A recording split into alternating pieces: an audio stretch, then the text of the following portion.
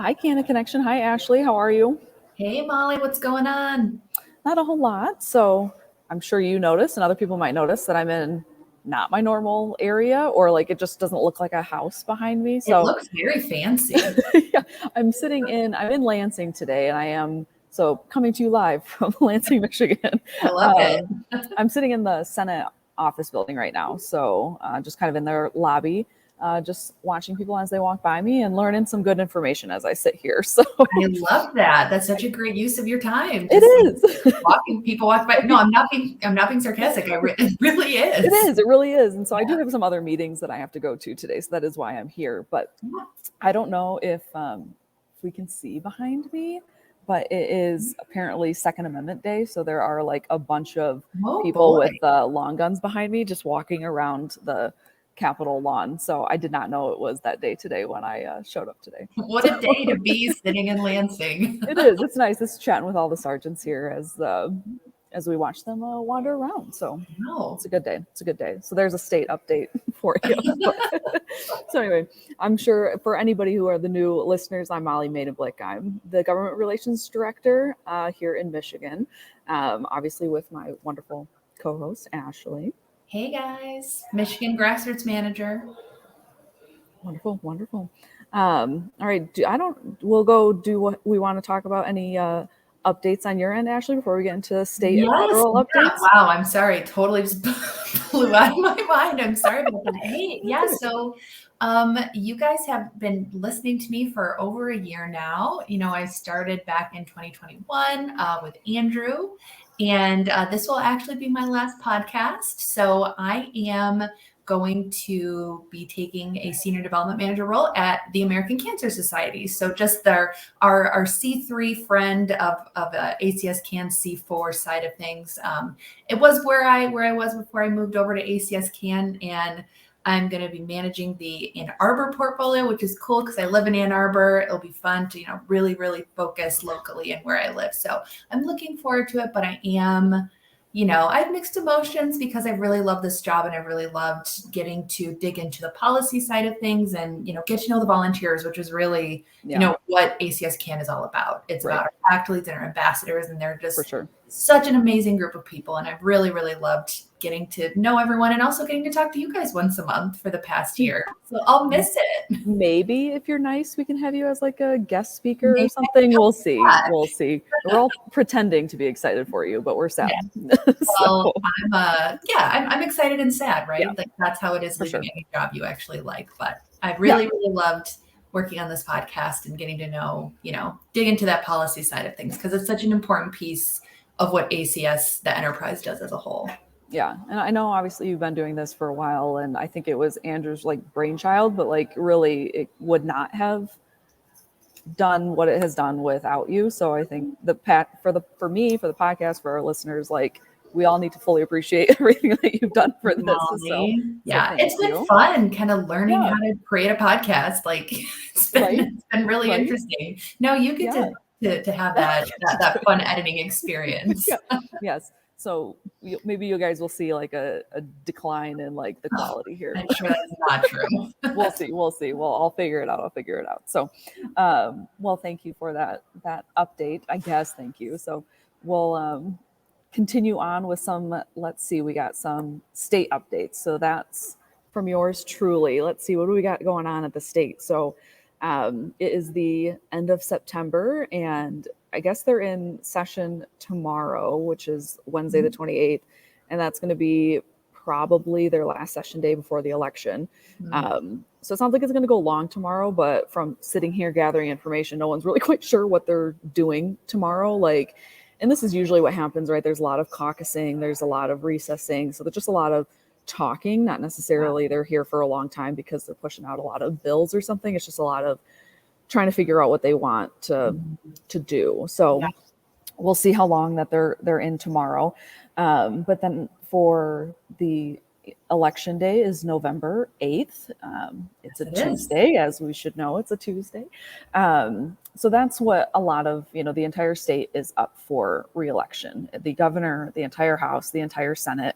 So there's a lot of focus going in if y'all haven't noticed from mailers, TV ads, there's an election going on. So we'll see how that all turns out. I think we all have our predictions on what it will look like, but crazier things have happened during election season. So, but we have been still continuing this year. So lame duck is, the time period after the election and then before the new legislature is sworn in. So kind of that November, December time period. They have a tendency to get some stuff kind of through because you have legislators who are leaving or termed out or, have lost their election and they're not coming back and they want to get some stuff done before they leave. They procrastinate, so they're trying to get some of that stuff done by the end of the year. So it can be kind of a busy time. This year sounds like it might be just a little bit, just very interesting, just because we don't know what the election looks like. So we're at ACS CAN, we're focusing on oral chemo. That's kind of our big thing that we still would like to get done this year. We've run into a few roadblocks, but like I said, lame duck is sometimes the time to get these things done. So I wouldn't slow down. It is still in the Health Policy Committee in the Senate and Senator Vanderwall's committee. So it needs to make it through his committee and then the Senate floor. And then it would be signed by the governor at that point to make it law. And all of that is still possible. So we're still hoping for that, but we've definitely run into some issues where it's been stalled and haven't heard a lot of good news about it, to be very honest. So, but we have been working, ACS CAN, Ashley and I, and other people have been working a lot on priorities for 2023 to get ready for what's going on. And our big priority is going to be tobacco funding. So for the prevention and cessation programs. And so that work starts really right now, right? The governor comes out with her recommendation.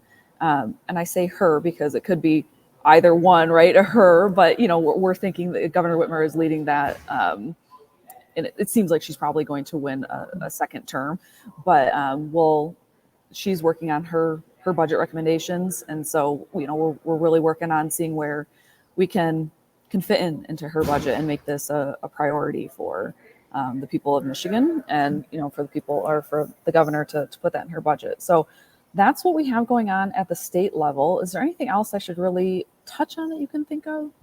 Statewide, no, but we do have some federal updates. All right. Yeah. So as a lot of you know, we've been talking about this for the last few months. We had our leadership summit and lobby day in September. So from September 11th to September 14th, we had over 500 advocates from across the United States in Washington, D.C. to fight for increases to cancer research funding, increased access to clinical trials for every community in the United States. Mm-hmm. And also, we were fighting for that access to early detection and screening coverage for Medicare patients. And, in Michigan, so we had 15 advocates attend, which was a great group. Overall, we met with 11 congressmen and women, and we met with both of our senators, Senator Stabenow and Senator Peters. Mm-hmm. And, not only was the entire Leadership Summit Lobby Day a really meaningful experience, we got to hear from, Dr. Kay, ACS CEO. She talked a lot about, the future and what it looks like. And, she's an incredibly dynamic leader. And I think we're really, really lucky to have her at ACS. And, so it was a meaningful experience. We got to hear from cancer patients. We got to hear from cancer survivors. But it was also, we had some big wins in Michigan specifically, but across the country. After our meeting with Senator Stabenow, she signed on to be a co-sponsor for the Diverse Trials Act, which is huge because still not a ton of people or not a ton of senators have signed on to that. I think 14 total. So, she was number 15, which is exciting. And just a little bit of a reminder that Diverse Trials Act, what it does is it allows for trial sponsors to pay for those ancillary costs like travel, housing, food, because participating in a clinical trial is expensive, especially like I live in Michigan. If I got into a clinical trial in, Florida, I would have to pay to get there. I would have to pay to stay there. And not everyone I can't afford that. And not everyone can either. So this would allow, to kind of level the playing field in terms of who can access that groundbreaking medical research, which is really exciting. We're really hoping to get some more support on that. Representative Brenda Lawrence signed on as a co-sponsor for the Medicare Multi-Cancer Early Detection and Screening Coverage Act, which is also nicely done. CANdid. And what that does is that covers early detection and screening for Medicare patients with this a groundbreaking new cancer detection screening, which actually has not been approved by the FDA yet. But basically, what we're trying to do is make sure that once the FDA approves this, they have the green light and they can go right ahead, because, this really cool, innovative, screening actually screens for over 50 types of cancers, including like really rare cancers. So this would also increase that access to care for our Medicare patients. And last but not least, Rep. Jack Bergman up in Northern Michigan, he actually signed on to co-sponsor both the Diverse Trials Act and MCAD. So that was an extremely productive meeting. Thanks, Representative Bergman. And I was so glad that I was able to attend this because last year it was virtual, so I wasn't in person. But kind of my last thing at ACS CAN was attending this really cool, meaningful conference, and it was just a really cool experience. And Molly was there too, which was awesome. Yes. I was saying, from my understanding, I kept my position, so like the government relations director, usually doesn't get to go on this trip. It's usually very focused on the grassroots side of things, but I was glad that you were able to come and get a look at what ACS CAN really does. Right, this is our bread and butter. Well, and like, to be very honest with you and everyone who's listening, you think you kind of understand, like, we're going to DC to talk to our elected officials there, and working in the state, like, I do similar work, but I know it's completely different at the federal level. But I was like, I got it. But being there is completely different. And besides like just the actual work of talking to the elected officials, like you said, the volunteers, we can't say it enough that really this is a volunteer-led organization. Meeting them, just getting to know them like on a personal level is it's so beneficial to me. And I think, it seems for our elected officials as well, like getting to know them. And, what you just said was a direct result from the asks that we made while we were there. So we made, and it's the volunteers who are willing to like share their stories, right? Because they've all been affected by cancer in some way. And using their stories to connect to like how we can make progress, in the fight against cancer legislatively is it's really meaningful and it's really fun. And you know what? I would be remiss because one of the things you said, being in Washington, D.C. is totally different, right? And one of the things about D.C. is it's a big city, right? Like we live in Michigan, we don't have public transportation. All of the Senate buildings and the House buildings are connected, right? And there's like these tunnels and getting between them. It's kind of confusing. And we got lucky because one of Senator Stabenow's staffers, Geneva, I don't know if you listen to this, but if you do, we'll send it to her. So thankful for all of your help. She got us on the trolley that went between the Senate building and the House building. She taught us like how to use the tunnels, and it's people like that, right? Like it's the staffers that really make DC move. And honestly, I don't know if we could have made it between our meetings without you. So thank you, Geneva. I can't even for everybody who's been there, I've been there as a tourist. So like I can get you from the Lincoln Memorial to the other side of the reflecting pool. But like and I've actually even been in one of the House buildings. I don't even know which one I had been in the past, but I literally got lost in Rayburn, which is one of the House office buildings. And so they kind of like close down some of the exits. They like make you leave and come in from like the same door for like security purposes. And I was like, I don't know how to get out of this building. So like I cannot, what you said, yes. If she did not show us how to get from point A to point B for like that, I can't describe it enough for people who are listening who haven't been to DC or haven't been in the Senate or House office buildings. I mean, it's not just like floors. Like it's I don't know. I don't even know where I was. And there's subfloors. And then like, you're right. There's only one entrance open and closed because of COVID, right? They're being very cautious on who comes in and out. And we also were lost in Rayburn. We couldn't find the way out. And we kept like walking past people who were also lost. And then we just like formed a little group and found our way around. I was in one meeting and the next meeting was on the same floor in the same building. And so they're like, do you know where to go? And I was like, well, I'll just follow it as the numbers go up, right? Like I can do that. No, the hallway ended and the number that I was looking for wasn't there. And I was like, I don't, so I had to just go back and like walk past the office again. Hey, and then just keep walking. And then they were like, it's not just like a circle or a U, like there's insides and I don't know where I was. So good job to all of the volunteers for not following my lead. Yeah, they figured that all out. So. Navigating. And again, thank you so much to Geneva from Senator Stabeno's office. You really got us around, girl, because we couldn't have done it without you. Seriously, my goodness. So we've had a lot of, I just feel like we've been traveling a lot. We've had a lot of meetings. The month of September has been quite busy.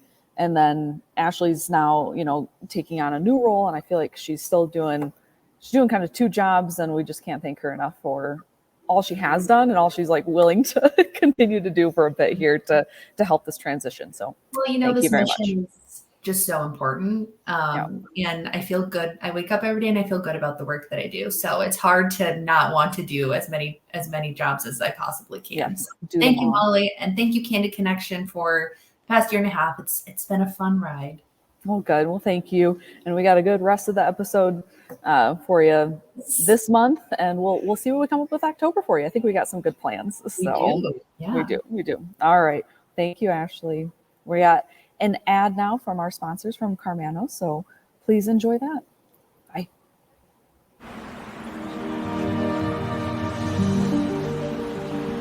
To possibilities that once seemed impossible. To strength you didn't know you had. To understandings that reshape everything. Cancer is a beginning. Because we believe your greatest tomorrow is ahead of you.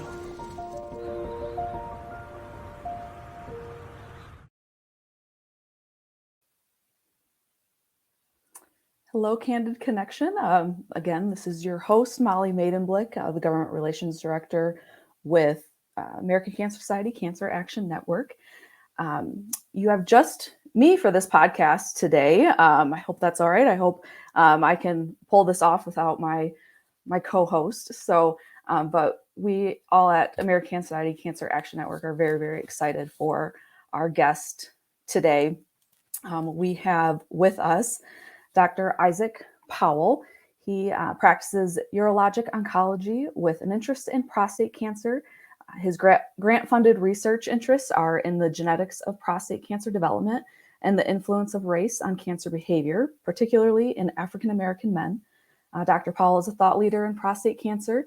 He has published extensively on this disease process. He's a professor at Wayne State University and the Karmanos Policy Institute. He is transitioning from clinical care into research. And let's welcome him to the stream here. Thank you, Molly. Hello, Dr. Powell. Thank you so much for being with us today. We really appreciate you taking the time for us. Sure. So let's get started in some of our questions for you today. So the American Cancer Society Cancer Statistics Center, we estimate that in 2022, there will be 9,240 new cases of prostate cancer in our state. That's the highest of any cancer type. And so I was just wondering if you could talk a little bit about why prostate cancer is so common. Yes, as far back as 1800s, scientists believed there was a connection between inflammation and cancer.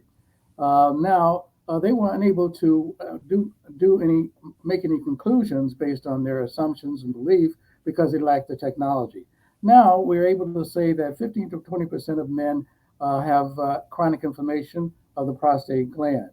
And there are probably more because the men who are asymptomatic have not been diagnosed. So that makes the prostate gland the most inflamed part of the body. So now with the experts in cancer disease here at Karmanos in terms of research and clinical diagnosis, we're able to go much further. And so what we've included in our analysis is a new technology such as bioinformatics, that's computational biology, and a gene network analysis that helps us identify driver genes and how they are interacted. And so as a result of that, we're now able to find that there's tissue surrounding the prostate cell that's responsible for what happens in the cell. That tissue is called a microenvironment. And within the microenvironment, there are inflammatory cells such as white blood cells and other inflammatory cells like fibroblasts, monocytes, macrophage, lymphocytes. And what those cells do is secrete pro-inflammatory cytokines. Now that they are like enzymes that activate various biological pathways in cancer, such as increasing the cell number of the prostate cancer, and that causes growth of the cancer. It also initiates a pathway that causes metastasis, where the cancer spreads to other parts of the body. It initiates the increased blood flow that helps feed the cancer to help to make it grow. And in addition to that, it initiates pathways that cause DNA damage. DNA damage ultimately causes the production of cancer stem cells. And that's where the real problem occurs, because cancer stem cells are considered immortal because they continue to mutate. And they also cause the drugs, they're also resistant to drugs. So that's the major problem, particularly in advanced cancers where we use chemotherapy and immunotherapy. They ultimately resist the impact of those drugs on the cancer. So now we can say that because of the increase in inflammation in the prostate gland, we are also more likely to have an increase in cancer in the prostate gland. Okay. So you said we started realizing this or researching this back in the 1800s? Is that what? Yeah, well, men thought about that. Yes, surprisingly, they thought about inflammation associated with cancer. Wow. But they didn't have the technology that we have today, where we can examine things in detail. Yeah. So kind of talking about maybe some of the technology that we have today to help obviously find prostate cancer. What does the prostate cancer screening look like, and at what age should men start thinking about preventative care? Well, it's recommended that, and it's based on race also, and we'll get into discussion more about that later, but among European Americans, it's recommended that age of screening should begin at 50. However, among African Americans and men who have a family history, it should be started earlier, like at age 40 to 45. Okay. There's controversy as to exactly when that should happen, but that's the range that I gave of 40 to 45 is when it should begin. I strongly recommend age 40. Okay. So you said specifically 40 to 45. It's really important for African American men and those with a history of it in the family. Is that correct? And family history, yes. Particularly if they have 4 or 5 members of their family, they should begin at age 40. Age 40. Okay. I just wanted to repeat that and make sure that people hear that important information. So thank you for that. What are some of the high risk factors of prostate cancer for our listeners to keep in mind? Well, I just mentioned family history. That's a very important risk factor. Being African American is also an important risk factor. Now, and let me go into that in a little more detail, because our research has shown in 2015, we published, I was a part of that study where we looked at cancer in Africa, West Africa, specifically Ghana. And we found that the incidence of prostate cancer in Ghana was greater than it was in Detroit and other cities in this country. And further looking at that, we find that in the Caribbean and in the north coast of South America, there's also a high incidence of aggressive prostate cancer of men from West African descent. So this distribution follows the slave trade. And further into this analysis, we found that East Africa, the incidence is not as high as in West Africa. So a better term for saying that there's a racial difference, it's based on ancestral geographic origin. Even among European Americans, we know that in Northern Europe, men more likely to have a more aggressive cancer than Southern Europe. So there are definitely genetic heterogeneity. That means there's differences within populations around the world for certain diseases and cancer specifically. Yeah. Yeah, very interesting. I think I jumped ahead a little bit. I want to go back to, because this I think is an important part of what does the prostate cancer screening look like? I know we talked a little bit about the age that men should start thinking about that, but what does the actual screening look like? Well, what we look for, what we use is a PSA test, that's a blood test, and a rectal examination. Now, both are very important because we know that 15 to 20% of people who have cancer have normal PSA. So the rectal exam adds to the accuracy of the diagnosis. So both should be done. As I said, the ages I previously stated was 50 for European Americans and 40 to 45 for men with a family history or African Americans. Okay, wonderful. Very important. Thank you very much. Can we go back to the risk factors? Because I think I didn't add all of them. I'm so involved in the racial issue because that's my research. Oh, but sure. There are other risk factors too. One is a high-fat diet, and the diet that includes omega-6. That's the unsaturated fats. That's bad. Obesity is another risk factor, particularly belly fat. That's definitely bad because the fat cells, which are called adipocytes, produce these pro-inflammatory cytokines that I mentioned earlier. And also, inactivity is also a risk factor. We know that exercise is important in all diseases, and it is in cancer too. In a study looking at breast cancer, they showed that those genes that I mentioned earlier in pro-inflammatory cytokines are decreased in terms of their activity. And so people who are very active have a less risk of cancer, particularly aggressive cancer. And another risk factor is stress. We found that to be a risk factor because we now know that stress also produces these pro-inflammatory cytokines. And so that's one of the reasons. For years, we thought stress was involved, but we didn't know exactly how. But now we know that they produce these pro-inflammatory cytokines that are responsible for progression of disease. Well, I'm happy that you added that because it's really important that there are things that we can do in our everyday lives, right, to kind of help prevent, prostate cancer and all cancers, really, kind of relieving some of that stress, our mental health, and just staying physically healthy and active as well. And those are things that we can do, right, in our daily lives. Right. So where can our listeners go to find out more information on prostate cancer and about Karmanos? Well, Karmanos is a very important place in terms of my life because not only do we have experts here and science and clinicians who are very dedicated to taking care of patients, but it also has a diverse population of African Americans and European Americans. So we can really study this disease. And as far as studying any kind of disease, particularly in cancer, if you go and examine the most aggressive population, you'll find out a lot more about how the cancer works. So that's one of the reasons why I think it's an outstanding place for me to do the research in prostate cancer.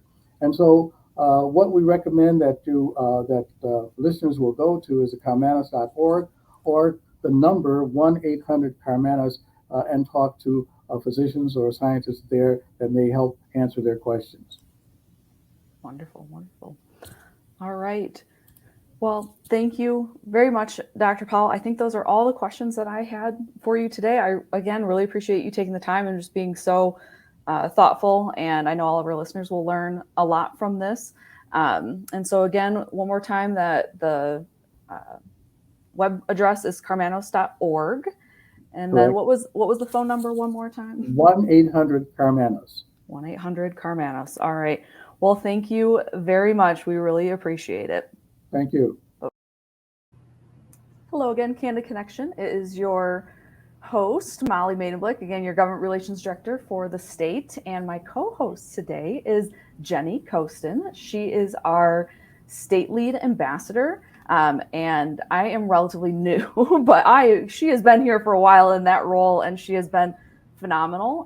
So Jenny, I know you've been on the podcast before, but do you want to take a little bit just to kind of introduce yourself again for maybe new listeners and just a little bit about what a state lead ambassador is and what that entails? Sure can. Hi, everyone. Thanks again for having me on the podcast. Like Molly said, I am Jenny Kostin. I'm the state lead ambassador or state lead volunteer here for ACS CAN Michigan. So I help facilitate what is going on with our volunteer team across all of our districts. And so it's fun being able to interact with everyone across the state in our actions here at Michigan as well as federally. That's right. So that was a nice segue, Jenny. So you do handle a lot of obviously our federal volunteers, and you get to make some, really cool connections at the federal level. So do you want to introduce our very special guest today? I do. I'm so excited to have my own personal congressman here on the podcast today, Congressman John Moolenaar, who is leading our 4th Congressional District. And I've had the opportunity to know him over the years and get to build that relationship with him and his staff. So excited to have him. Great. Well, great to be with you. And thanks for having me. I don't think, having raised 6 teenagers, I don't think I've ever been referred to as a cool connection. So I'm just so grateful to hear that. And it's wonderful to be with you today. We're all learning something new today, right? So your kids can learn something new too. So, well, again, thank you so much for being here, Congressman. So I just going off script a little bit. We said that you are the current congressman for the 4th district. Do you want to talk a little bit about how your district is changing? Sure. Yeah. It's, December 28th, the Independent Redistricting Commission did new maps for the state of Michigan. In Michigan, we go from 14 representatives in Congress to 13. And each of the new districts, were created at that point. And so the 4th district has changed. Now I'm hoping to continue serving in the new 2nd Congressional District, which goes kind of from shore to shore, goes all the way to the Lake Michigan shoreline, all the way east to Midland, Gladwin counties, Gratiot counties, but it all the way north up in Manistee and Wexford, Lake County, all the way down to below Grand Rapids. So it's a 20 county district. It's a great district, a lot of territory to cover. Yeah, for sure. You'll be busy, that's for sure. So I got to get used to these new district numbers. Like I associate, congressmen with their numbers, and this is really going to throw me off. So I got some practice. So yeah, well, Bill Heisengut, it's funny because I've represented the 4th, he represented the 2nd. Now it'll actually be, he's working to represent the 4th, and now I'm working to represent the 2nd. Yeah, for a while I lived in the 2nd Congressional, so it's really confusing my brain. That's for sure. So, but so to kind of get into a little bit of, so ACS CAN, we were about over 500 volunteers. We were on the Hill for our Leadership Summit and Lobby Day a little bit ago on September 13th. And so I just want to kind of get an insight from you as the congressman, and a little bit of your, I know, staff as well, kind of have to deal with all of us. But so what do those lobby days kind of mean to you as a congressman? How effective are they when you have that many people flying from across the country to come talk to you? Well, I think it's very effective, and there's nothing like a personal face-to-face meeting. We've all kind of gotten used to Zoom and different, but there's something about meeting right there in Washington, D.C. or in the office. You're talking about the issues. To me, it's really important. It's important to hear directly from your constituents because they have firsthand knowledge of what's happening in the community.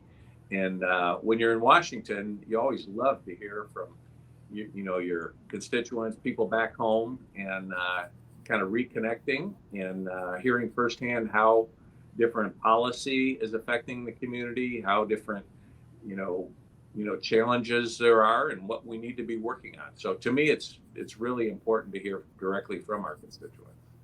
Great. So I know I kind of went over this a little bit with like how meaningful is it, but when we had to have a constituent fly to you, but obviously you are in Michigan a lot as well. Is there kind of a difference when you're meeting with them in Michigan versus when you're meeting with someone in DC? I think both are great. I think when you're in DC, it's kind of special to have people from your home state, your home area come and see you.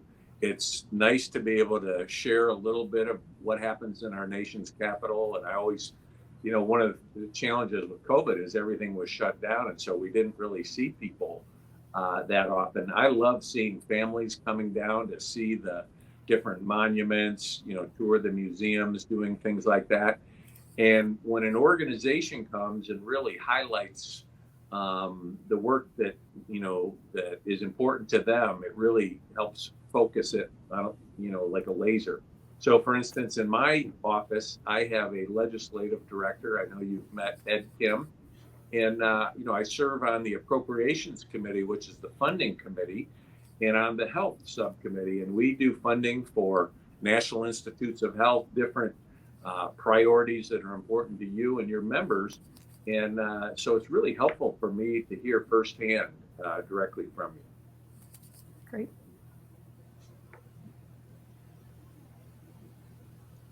Thank you. I know we appreciate coming in there and being welcomed into the office. It's always nice to catch up and be face to face. So how meaningful, we kind of covered this, but when we fly in, those conversations that we have with you, how meaningful is that when we bring in our specific asks like we did this year? Well, it helps. Again, there's so many different areas of the federal government's involvement. And so when we think of, funding cancer research and different programs that, help move the ball forward, you've had a chance to see what works, maybe what doesn't work, what are some priority areas that should be focused on. And so when we're going through a budget, there are so many different line items, so many different priorities. When I hear about some new area that you think there's real promise, to me, that helps be an effective advocate for you. Yeah, great. So for kind of personal curiosity, so what does the rest of the year look like for Congress? Is it going to be kind of busy? I know you only have a few days left, really, in the legislative session. Yeah, because October 1st begins the 23 fiscal year. Mm-hmm. One of the challenges we have in Congress is making sure that we fund the government for the full year, and have an agreement between the House, the Senate, and the White House. And right now we're kind of at a year-end deadline where we have to pass appropriations. Neither the House or the Senate has completed the work on that. And so that's something that we will likely this coming week work on what's called a continuing resolution, which will basically keep the funding at the current levels until a final agreement for 2023 is reached. And so it'll be some question as to how long that temporary stopgap spending plan will be in place. And there's debate on whether it should go into December or into January, whether it should be what they call a clean continuing resolution, which is simply, okay, it's just going to keep funding at these current levels, or whether there will be other priorities attached to that. For instance, Senator Manchin from West Virginia is hoping to have permitting policies changed for oil and gas, and that's something that there's a debate on whether that should be included or not. So we'll find out more this week. We go back into session for votes on Wednesday, and we'll stay as long as it takes to get it done this week. So we may be in over the weekend. However, soon it can be resolved. That'll be the question. Great. Quick follow-up question to that. So are continuing resolutions pretty common for Congress? I feel like I've heard this term before. It really is. It's quite, I'm not a big fan of those because Sure. I would rather get us get our work done on time within the framework, and then be able to set the new priorities accordingly.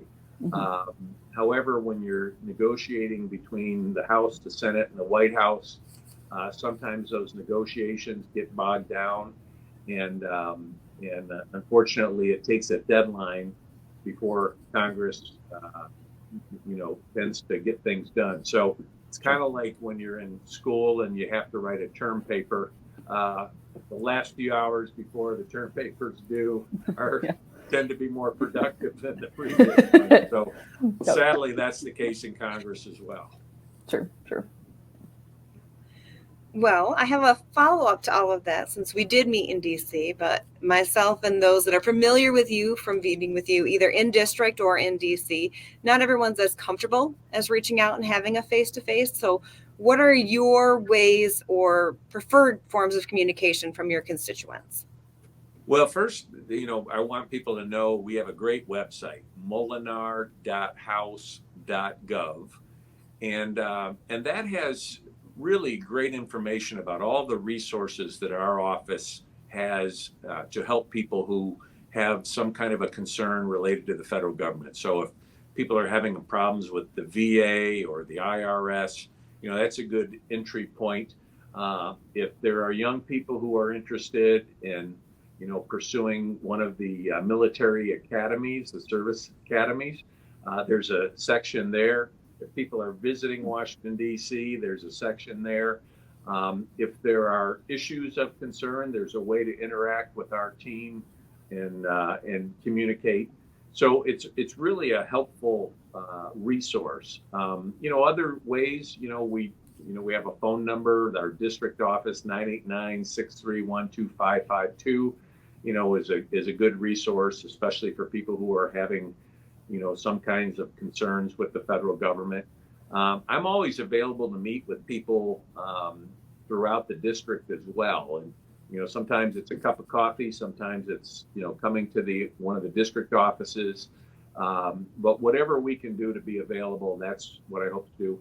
Another thing I want to mention is on our website, the moolenaar.house.gov, we also have a place where you can sign up for our newsletters, the electronic newsletters that really help keep you updated on what's happening in Washington, D.C. It doesn't cost anything. You just have to basically click a button and you can sign up. And to me, that's another good way to stay connected with people about the issues that are important related to the federal government.